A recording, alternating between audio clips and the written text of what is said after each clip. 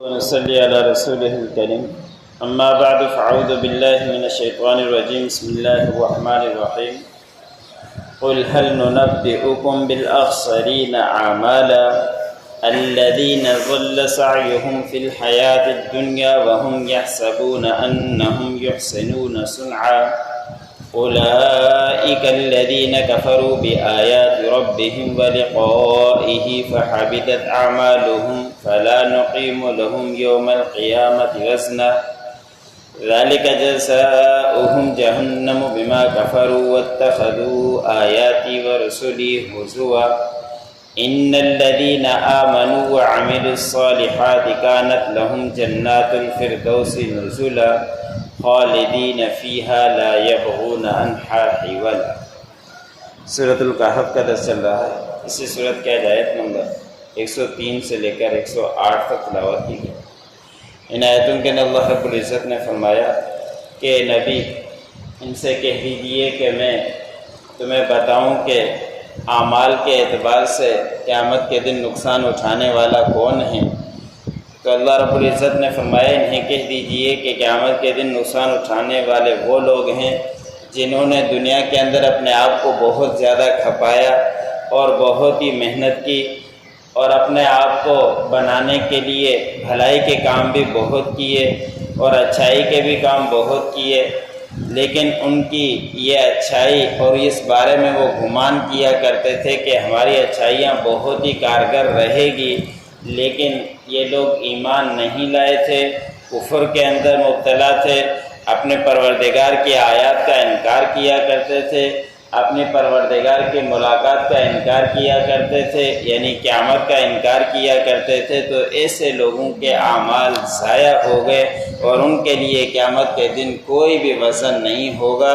جتنے بھی چاہیں کفر کے بعد دنیا کے اندر بھلائی کے کام کر لیں، سڑکیں بنوا لیں، لوگوں کے لیے پانی کا انتظام کر لیں اور جتنے بھی چاہیں دیگر بھلائی کے کام کر لیں، لیکن ایمان نہیں ہے تو ان کے اعمال سارے کے سارے خسارے میں جائیں گے۔ قیامت کے دن ان کے اعمال کا کوئی بھی وزن نہیں ہوگا۔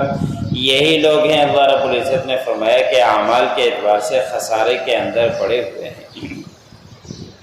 پھر اللہ رب العزت نے فرمایا کہ یہی لوگ ہیں ان کا بدلہ جہنم ہے، اس وجہ سے کہ انہوں نے میری آیتوں کا انکار کیا اور میری آیتوں کو اور میرے رسولوں کو انہوں نے مذاق بنا دیا، ٹھاٹھا کیا کرتے تھے۔ اب ان کے لیے یہی ہے کہ وہ جہنم کے اندر رہیں گے اور ہمیشہ ہمیشہ کے لیے رہیں گے، ان کو جہنم سے نکالا نہیں جائے گا۔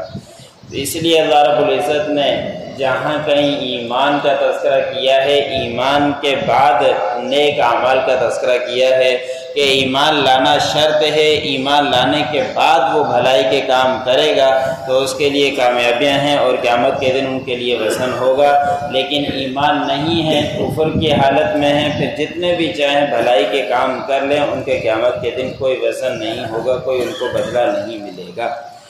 اور قرآن پاک کے اندر جہاں کہیں اللہ رب العزت نے جہنم کا تذکرہ کیا ہے، کافروں کا تذکرہ کیا ہے، ساتھ میں مومنین کا بھی تذکرہ بیان فرمایا ہے۔ تو اگلی آیت میں اللہ رب العزت نے فرمایا کہ جو لوگ ایمان لے کر آ گئے، ایمان لانے کے بعد وہ نیک اعمال کرتے رہے تو ان کے لیے باغات ہوں گے ٹھنڈی چھاؤں کے اور وہاں ان کی مہمان نوازی ہوگی۔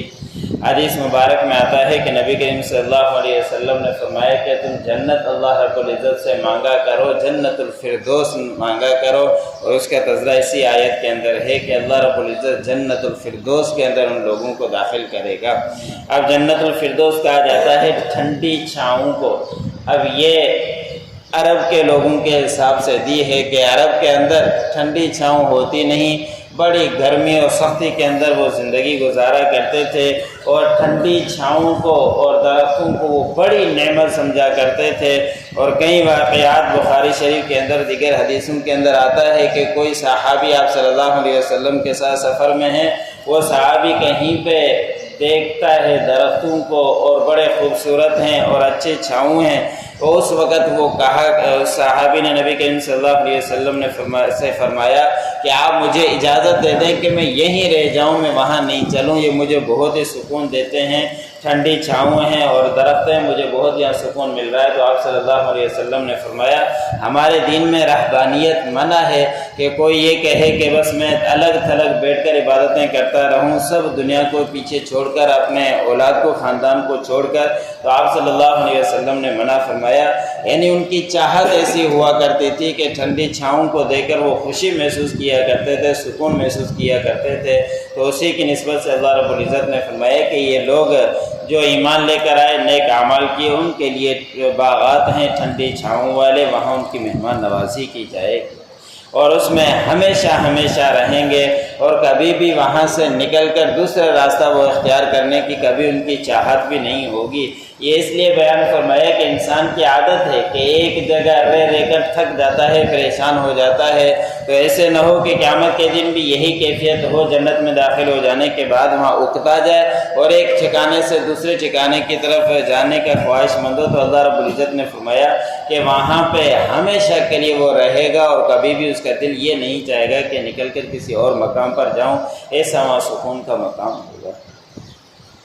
قُلْ هَلْ نُنَبِّئُكُمْ بِالْأَخْسَرِينَ أَعْمَالًا، کہہ دیجئے کہ ہم تمہیں بتائیں کہ اعمال کے اعتبار سے نقصان پہ اٹھانے والے لوگوں کے بارے میں۔ الَّذِينَ ضَلَّ سَعْيُهُمْ فِي الْحَيَاةِ الدُّنْيَا، وہ لوگ ہیں کہ ان کی کوشش رائگان گئی دنیا کی زندگی میں۔ وَهُمْ يَحْسَبُونَ أَنَّهُمْ يُحْسِنُونَ صُنْعًا، اور وہ گمان کیا کرتے ہیں کہ بے شک وہ اچھے کام کر رہے ہیں۔ أُولَئِكَ الَّذِينَ كَفَرُوا، یہی لوگ ہیں جنہوں نے انکار کیا بِآيَاتِ رَبِّهِمْ، اپنے پروردگار کی آیات کا، وَلِقَائِهِ، اور اس کی ملاقات یعنی قیامت کے دن کا انکار کیا۔ فَحَبِطَتْ أَعْمَالُهُمْ، پس ان کے اعمال ضائع ہو گئے۔ فَلَا نُقِيمُ لَهُمْ يَوْمَ الْقِيَامَةِ وَزْنًا، اور ان کے لیے کوئی قیامت کے دن وزن قائم نہیں کیا جائے گا۔ ذَلِكَ جَزَاؤُهُمْ جَهَنَّمُ بِمَا كَفَرُوا، یہی لوگ ہیں ان کا بدلہ جہنم ہے بسبب اس کے کہ انہوں نے کفر کیا، انکار کیا۔